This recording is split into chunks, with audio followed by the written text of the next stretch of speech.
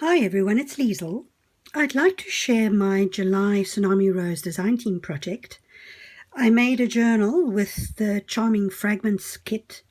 This is a huge kit. There are so many pages and so many bits of ephemera that you can use. And I really think that the possibilities are endless. The journal measures almost 5¼ inches across and 8 inches high. And the spine is 1¾ inches wide, and there are 4 signatures in the journal. The closure is some seam binding, which I dyed with Victorian velvet, spun sugar, and a little bit of vintage photo. And on the edges, and also on some of my bits in the journal itself, I just added little beads at the end. The cover itself is one of the pages in the kit. It's a busy page, which sort of goes with the whole fragments idea. And I added some extra little bits of ephemera that are in the kit, which I thought added to it and just made it look even busier. And for the area where the title would go, I used the negative of this die cut because I also once again wanted pieces rather than something solid, and I backed the cutout with some buff paper and then some book paper and some tea dyed baking paper. So that's the cover, and the cover was made with 2mm cardboard or chipboard and covered in sturdy brown paper and inked with vintage photo and Versa Magic sepia. If we go into the book, we are in frame. This is one of the, I would assume, backing pages, which has lines on it, and I used it on the inside cover, front and back. It's a nice place to just write something if you want to about what you want to do with your journal or something that's meaningful to you. And then this is just such a beautiful page. All these pages are lovely, and I've had this kit for ages and I can't believe that I've never used it before. I made a little file folder and used some of Daisy's beautiful ephemera on it, and it goes into this little postcard pocket. There's a large shipping tag which has been folded in half, and some more seam binding with the little beads on the end, and some vintage cold cream. All the pages in the journal have been tea dyed with rooibos or red tea, and the edges were inked with vintage photo distress ink. You can see the tea dyeing on the back. And I also fussy cut some of Daisy's beautiful flowers and used them as tucks. Because the kit's called Charming Fragments, and I liked the idea of sort of a bit of fragmentation, I used, contrary to my usual sticking to a specific theme, I used different colours of dyed seam binding throughout. And I also used a little bit of extra, here's one of Daisy's beautiful cutouts.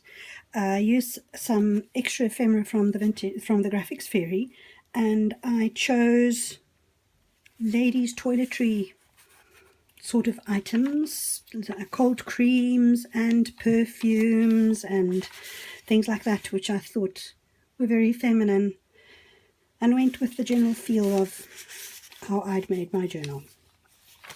I also again stamped throughout and used various corner punches, a little pocket, and punched all the corners in different styles. Another one of the Graphics Fairies beautiful images, and some fine stamping here on the grid paper, and of course some plain music paper. Another beautiful page from Daisy's kit. I love that sort of blue, very light, almost eggshell blue. Some ephemera from the kit, and some fussy cut flowers, and also some sweet packets that have made little pockets. I used quite a few shipping tags in the book and stamped them with Verse of Magic gingerbread, which is the colour that I usually use and that I also use for all the stamping on the pages. I have 3 stamp pads, and they are different ages and stamp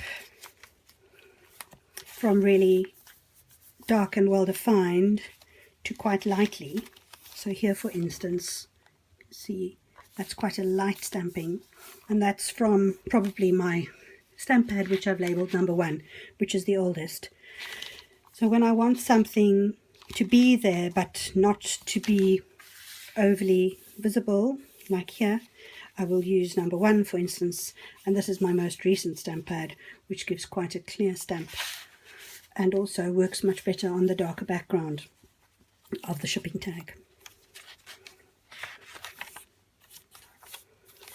As always, there's a lot of open space. Another one of the little file folders that I made with another one of Daisy's little bits of ephemera. I like a lot of space. And what's this? Rice powder, I assume, for the face.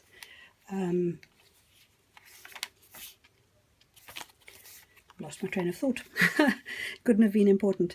But I like a lot of space, so even behind here it would be possible to put a picture, tuck it in behind the flowers, or write and then add that as extra journaling space.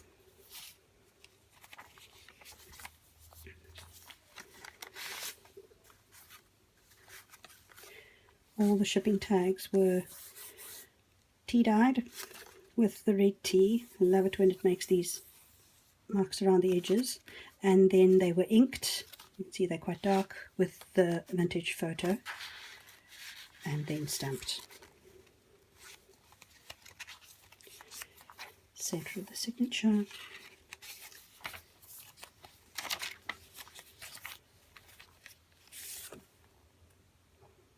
How elegant it used to be. Now so many people use aerosols. More music paper.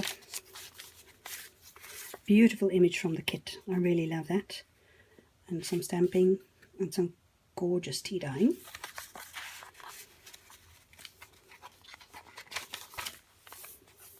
The other side of one of the shipping tags.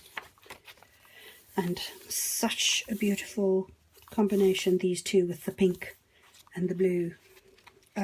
This is one of Daisy's older kits, and it really is just lovely. I love it.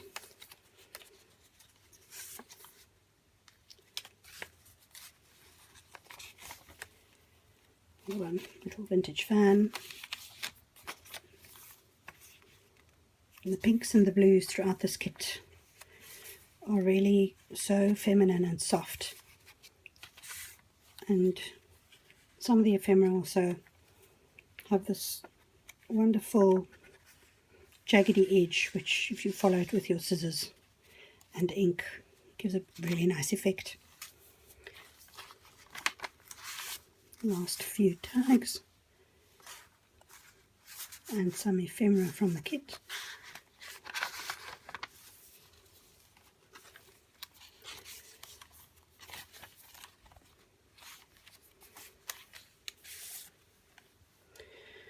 Buttermilk toilet soap.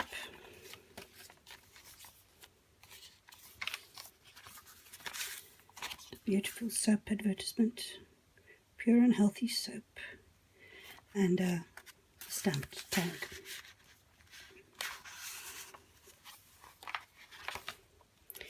And that is the end of the last signature inside of the back cover, and that is the back of the journal. I hope you enjoyed watching this.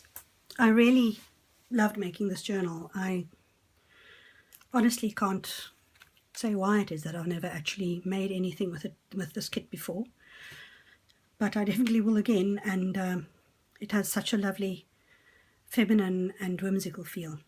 As always, thank you for watching. Until we speak again. Bye.